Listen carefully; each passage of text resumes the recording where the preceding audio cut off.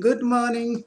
Today we are going to discuss about Daffodils, which is one of the well-known poems, romantic poems, and it is written by William Wordsworth, who is a romantic poet. He is the pioneer of romantic revival.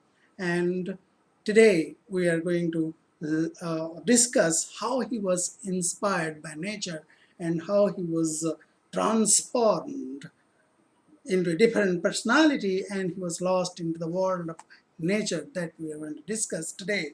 And the poem is Daffodils, and as you know that it is in the CHSE course, so without wasting any time, let us move to the text. And the first stanza I'm going to discuss, which is as follows. So Daffodils, it is, as you know, written by William Wordsworth. Who is the writer? William Wordsworth. Who?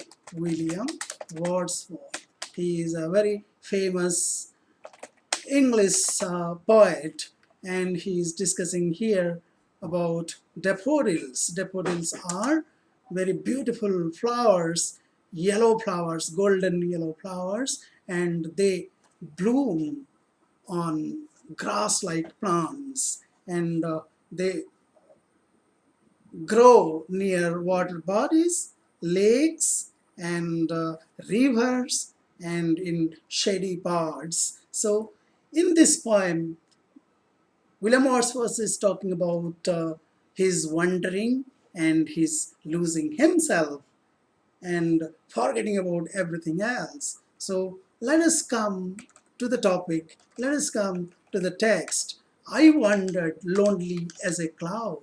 Here the poet is talking about himself, and he's comparing himself with a piece of cloud that is floating high in the sky. So I wandered lonely as a cloud that floats on high over vales and hills, vales and hills. So here the figure of speech used, can you tell me what is the figure of speech used here? The figure of speech used here is simile.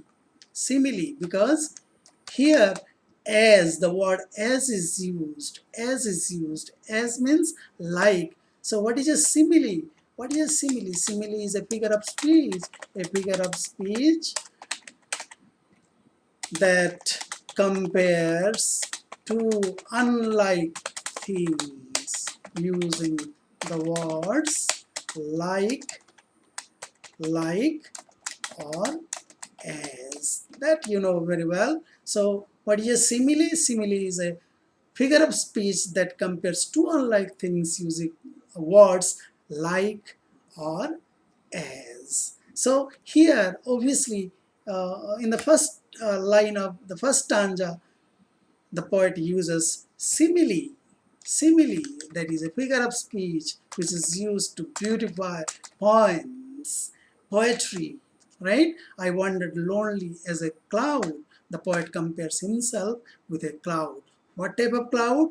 That cloud that floats on high over vales and hills. What is vales? Vales are nothing but valleys. Vales is the poetic use of valleys, and hills, hills, mountains. When all at once, when at that time, when the poet was wandering lonely as a cloud, at that time, when means at that time, when, it is a relative pronoun indicating time. At the time when he was wandering lonely as a cloud, he saw all at once, all at once. Mark this phrase, all at once. All at once means what? All at once means what? Suddenly, all of a sudden, all of a sudden, all of a sudden.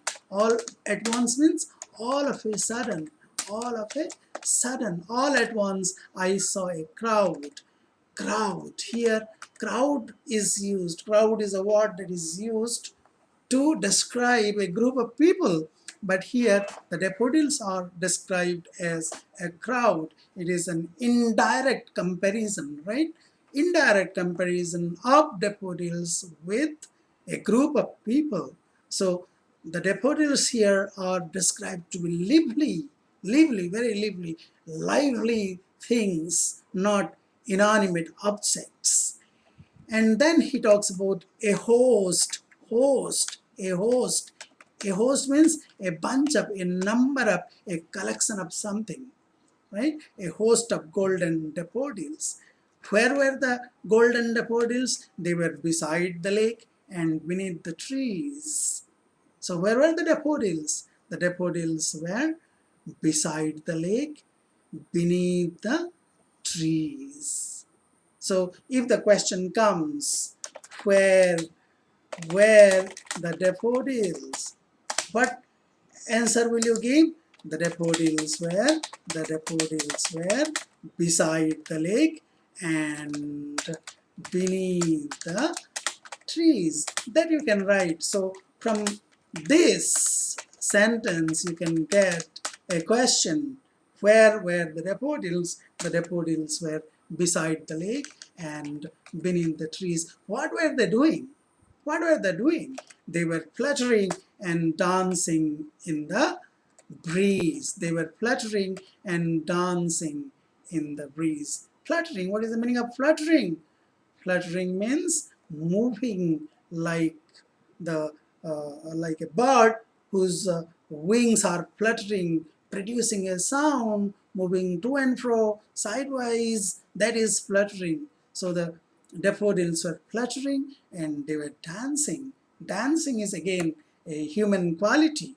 Human quality. The daffodils are described to be dancing. How a person dances? Why a person dances? Out of happiness or out of sadness? Obviously, a person dances out of happiness. Nobody dances with sadness. So nobody dances with sadness. Nobody, you haven't seen a person dancing, crying, right? So the daffodils are here described as happy, very joyful, and they are dancing. And this quality of dancing is actually the quality of human being, but the daffodils are given the quality of a person, quality of human beings, quality of a person. That's why you can tell that here it is a personification. Personification. How is it a personification? It is a personification because a human being, a girl, a man, a woman dances in the same way the daffodils are dancing. So to sum up, when the poet was wandering like a cloud, when the poet William Wordsworth was wandering like a cloud through the valleys and hills. Which valleys and hills? The valleys and hills are found in the Lake District of England. Actually, William Wordsworth lived in the Lake District in a countryside, and he had gone out to wander, loiter in the mountainous region in the outskirts of Lake District, countryside of the Lake District of England. And there he, all of a sudden, all at once, all of a sudden, he saw a crowd, a bunch of, a host of golden daffodils. Where were they? They were beside the lake and beneath the trees. What were they doing? They were fluttering and dancing in the breeze. Is that understood? So the next paragraph we will be discussing in the next video. Till then, bye-bye.